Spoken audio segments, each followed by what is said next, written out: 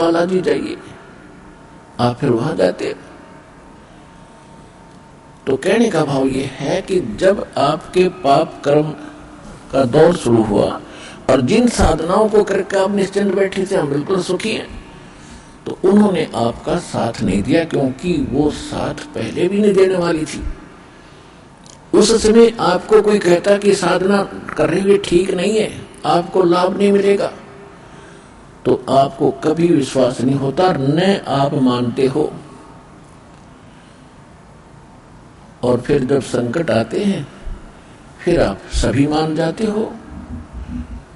तो कहने का भाव यह है दास का कि आज आप यहां जो आए हैं, आपके पूर्व जन्म के संस्कार व बैटरी कति खत्म होगी। अब हम देंगे चार्जर उस परम पिता की पावर के लगाने का, ये भक्ति विधि। और फिर आप उस चार्जर को लगाए रखना आखिरी सांस तक, कनेक्शन ना कटने देना, तो आप इस जीवन में सुखी रहोगे और सतलोक चले जाओगे, आपकी भक्ति बहुत बढ़ जाओगी, आपके संकट भी नाश होंगे। तो आप यहाँ आए हो जो इस ज्ञान को समझ जाओगे। यहाँ पर दो प्रकार के प्राणी पूरा लाभ उठाते हैं। एक तो ज्ञान समझ कर आते हैं,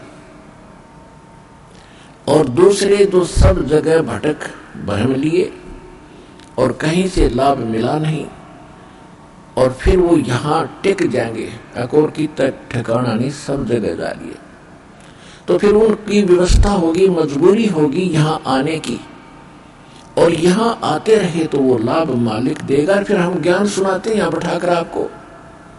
तो यहाँ आपसे प्रार्थना की जाती है, जब तक सत्संग चले आप सब चिंताएं और इधर उधर की गल्ला बातें छोड़ के ध्यान से सत्संग सुनो। चाहे कोई रोगी है, चाहे कोई संकट है किसी प्रकार का, आप एकाग्रचित्त होकर सत्संग सुनोगे तो राहत मिलेगी और ये ज्ञान ग्रहण होगा। इस ज्ञान से आपको 70% लाभ तो ज्ञान से मिलेगा। लाभ का मतलब है आत्मा में दृढ़ता आवेगी हर प्रकार की, और 30% फिर बाकी दुख संकट है वो आपकी भक्ति और लाभ से होगा। क्योंकि दास इसलिए कह रहा है इस ज्ञान से कि कई ऐसे दुख हैं जो बेमतलब के बड़े होते हैं। अब कबीर साहब कहते हैं, कबीर मैं तो जब डरूं ये मेरे ही संग हो, भाई मौत बुढ़ापा आपदा ये सब काहू को हो। ये इस तरह के जो ज्ञान के वचन हैं, ये उस रोगी को, संकट वाले को बड़ा सहारा देंगे जो मृत्यु सैया पर है और ये सोच रहा है मेरा क्या होगा। देखो यहाँ कोई ना रहा और ना रहेगा। किसी की 2 दिन पाछे टिकट कट जाएगी, किसी की 10 दिन पहले कट जाएगी। यहाँ नहीं रहना किसी ने। लेकिन दुर्भाग्य उन प्राणियों का होगा जो सतलोक आश्रम बरवाड़ा जिला हिसार में ना आए होंगे। वो कति खाली जाएंगे, कति खाली टोटली नष्ट करके जाएंगे जीवन को। और जो यहाँ आ गया, नाम भी ले लिया, प्रथम नाम लेकर भी उसका जीवन अंत हो गया, वो भगवान का हो गया, वो परमात्मा के जुड़ गई आत्मा, उसमें बीज पड़ गया भक्ति का। और अब ये हजारों वर्षों तक ये ज्ञान और ये समाधान चलेगा।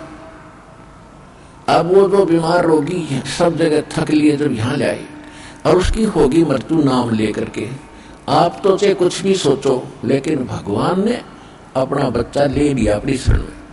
मृत्यु बेशक होगी, वो अगले 10 महीने मालेगा, 10वें महीने यहाँ भगवान के दरबार में नया शरीर होगा, नए से भक्ति करेगा। परमात्मा ने अपनी आत्मा देखनी, हम अपना स्वार्थ देखते हैं।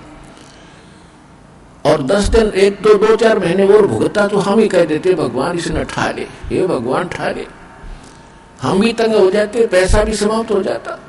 तो कहने का भाव ये है कि आप इस ज्ञान को सुनो, समझो, अपनी सोच धारणा कति खत्म कर दो। जो ज्ञान दास बताता है ये गॉड का, परमात्मा का दिया हुआ विधान है और ये अटल है, ये सत्य है, इसमें ऐसा ही होगा। और जो सच्चे दिल से आते हैं उनका रोग भी ठीक होगा और मोक्ष भी।